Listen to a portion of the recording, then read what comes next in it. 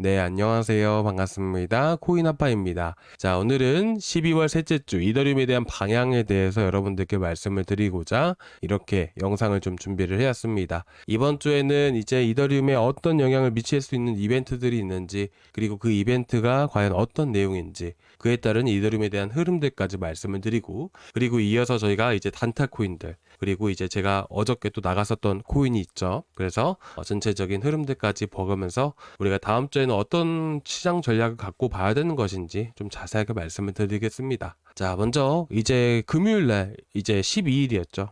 토요일날 새벽에 이더리움이 낙폭을 확대해 가면서 떨어지게 되었습니다. 당연히 이더리움이 지금 떨어진 이유들을 먼저 분석을 해봐야겠죠.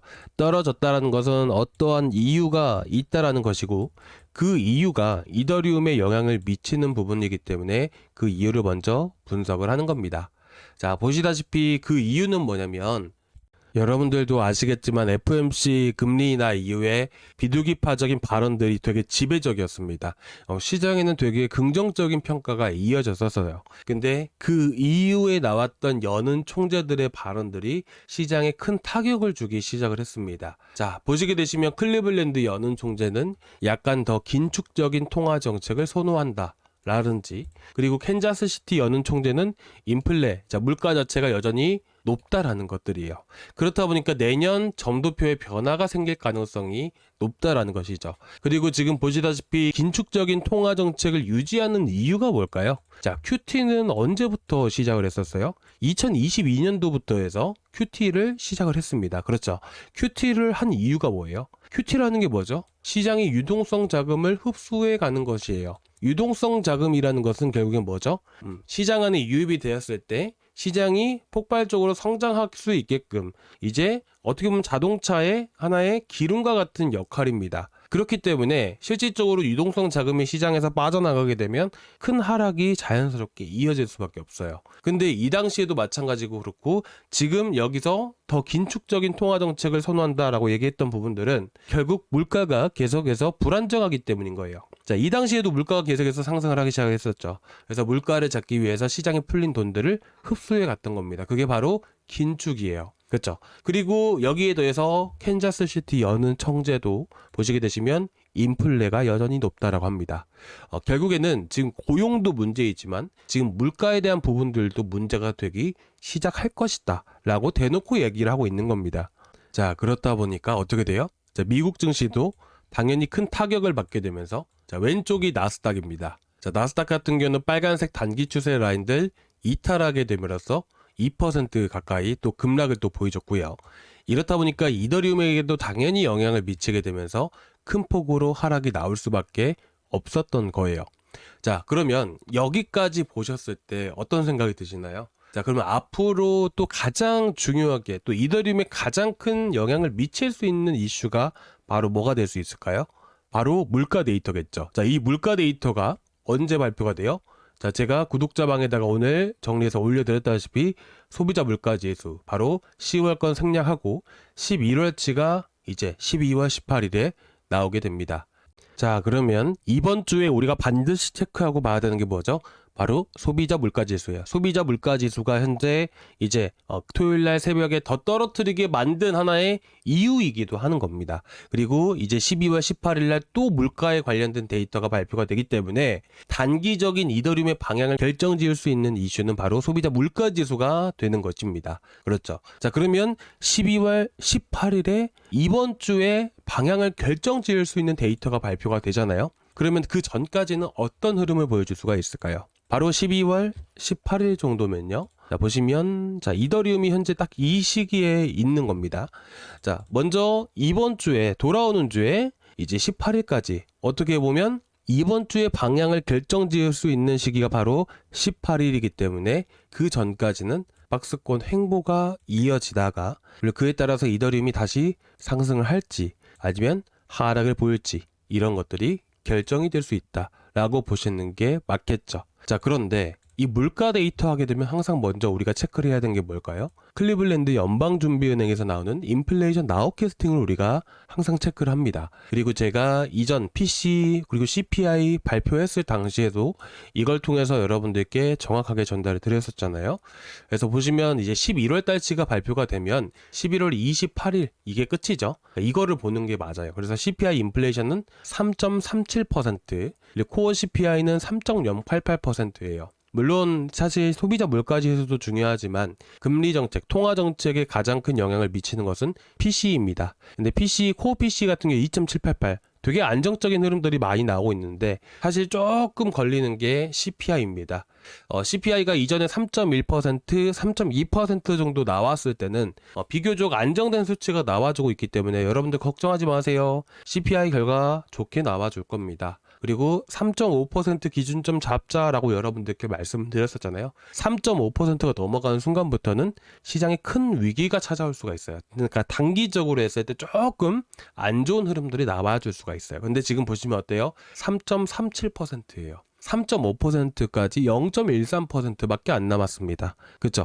그러니까 이게 조금 걱정되는 부분들이 계속 조금씩 점진적으로 올라가고 있다는 거예요. 그래서 이번에 3.37% 정도 나왔을 때는 시장에 큰 영향을 미치지는 않을 것으로 보고 있어요. 근데 지금 이 수치가 이 빨간 색깔이 조금씩 내려가고 있어요. 12월부터 해서 3.36%까지 0.01%가 내려가긴 했는데 이게 계속 내려가지 않는다면 1월 달에도 계속 올라가게 된다면 시장이 조금 어려워질 수도 있지 않을까라는 생각이 듭니다. 근데 일단 현재 상황에서 봤을 때 이번 주 돌아오는 주만 놓고 봤을 때는 시장에 큰 악재로 작용을 하지는 않을 것이다 라고 여러분들께 말씀을 드리고 싶습니다. 자, 그러면 18일까지 해가지고 낙폭이 조금 더 확대된다 하더라도 이 445만원, 450만원 구간들 안에서 이렇게 횡보하는 흐름들이 나와줄 겁니다. 자, 그리고 450만원까지는 조금 열어도 돼. 자, 이번 주는 이 18일 전까지 하락했다가 상승했다가 이런 흐름들을 보이다가 18일을 기점으로 해서 다시 한번 더 일시적인 반등 가능성이 높다라고 생각을 해요. 그래서 지금 알트코인들 같은 경우에는 이제 호재, 이슈가 있는 것들, 시장 자체가 밑으로 꺾이지만 않으면 알트코인들 급등은 항상 나오게 되어 있습니다. 무슨 말인지 아시겠죠?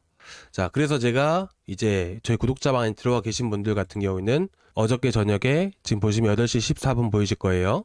자, 무브먼트와 관련해서 최대 1억 달러 이상의 투자가 나와줄 수 있다 라고 여러분들께 말씀드렸었잖아요. 그렇죠? 그러니까 이런 이슈들을 계속 분석을 해 나가야 됩니다.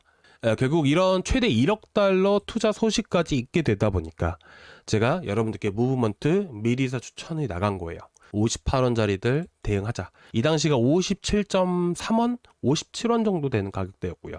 그죠? 그래가지고 이렇게 여러분들께 급등하는 코인들은 대부분 갑작스럽게 나오는 이슈가 있을 때 급등이 많이 나오기 때문에 여러분들께 무브먼트를 나갔던 것이고, 그리고 내일 또 내일 모레 정도에 또 이슈는 계속해서 나옵니다. 하루에도 급등하는 코인들이 생긴다는 것은 그에 따르는 이슈가 있기 때문에 급등이 계속해서 나와준다라는 거예요. 그래서 여러분들이 구독자방은 단타 코인들 제가 이슈들 계속 체크를 해가면서 이런 것들은 이제 국내 기사에 나오지는 않아요. 근데 이제 다 올라가면 나중에 국내 기사에 나옵니다. 이게 국내 기사라는 게 결국에는 이제 영어로 된 것들을 번역을 시켜가지고 그냥 올리는 것밖에 안 되는 거라서 미리서 빨리 볼 수 있는 것은 해외 기사를 빨리 접하시면 되세요. 그래서 이런 무브먼트에 대한 이슈들도 여러분들께 미리서 올려드렸던 부분들이고 아마 이것도 지금 국내 기사로 안 나왔을 겁니다. 그래서 이런 이슈 있는 것들 계속 체크하고 있고 내일도 또 나올 거고 하니까 단타 코인들로 해서 여러분들이 최대한 또 수익 많이 보실 수 있게끔 제가 잡아드리고 있으니까 같이 구독자방도 참고해서 보시면 정말 많은 도움이 되실 겁니다. 그래서 지금 고정 댓글란에 보시면 저희 구독자방 들어오실 수 있는 링크가 있어요. 여기 첫 번째 링크 클릭하고 들어오시면 이 페이지가 나오게 되는데 여기서 실시간 소통방 입장 눌러주시고요. 그리고 이제 여러분들 이제 연락처로 링크 받으실 연락처 필요하겠죠? 그래서 여러분들 연락처 남겨주신 다음에 제출 버튼 눌러주시면 제가 문자로 안녕하세요 코인아빠입니다. 저희 구독자방 링크 여기 있습니다 하고 보내드리면요. 그 링크 클릭을 하고 들어오시면 저희 구독자방 바로 보이시거든요.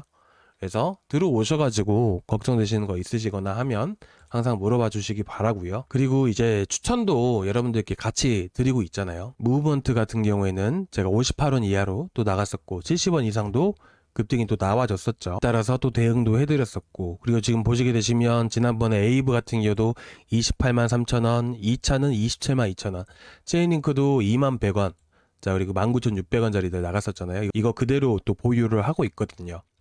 그래서 이런 것들도 대응하는 것들이라든지 추천드리면 끝까지 여러분들 뭐 어찌됐든 최대한 대응을 해가면서 여러분들이 안전하게 수익을 보실 수 있게끔 단타 코인들도 많이 드리고 있으니까 같이 참고해서 보시고, 그동안 횡보한 동안 지루한 시장이 조금 나을 수 있겠지만 단타로 수익 봐가면서 우리가 조금씩 수익 챙겨가면 아무래도 힘이 조금이나마 되시지 않을까라고 생각을 해서 이렇게 무료로 또 이제 단타 운영을 하고 있는 겁니다.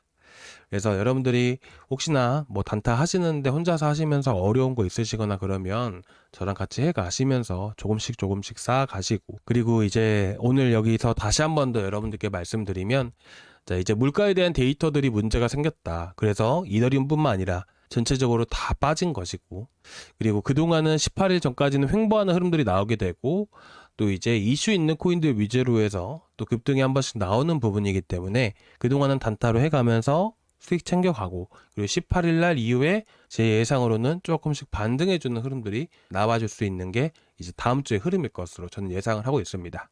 그래서 이번 주 시장 전략 여러분들이 보실 때는 당분간은 450만 원에서 이제 460만 원 선까지 해서 횡보하는 흐름들이 나온다 정도, 그리고 그 안에서 여러분들이 단타를 해 나가시면 될 것 같고, 에이브나 체이링크 계속해서 보유하고 있고요. 그리고 다시 올라오게 되면 바로바로 대응해드리면서 단타 조금씩 수익 보는 전략으로 해서 할 겁니다.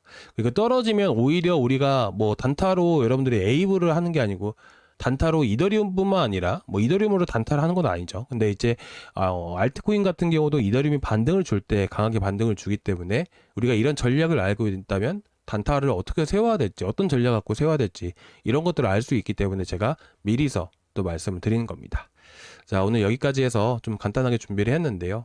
조금이나마 도움이 되셨다면 구독과 좋아요 한 번씩 부탁드리도록 하겠습니다. 감사합니다.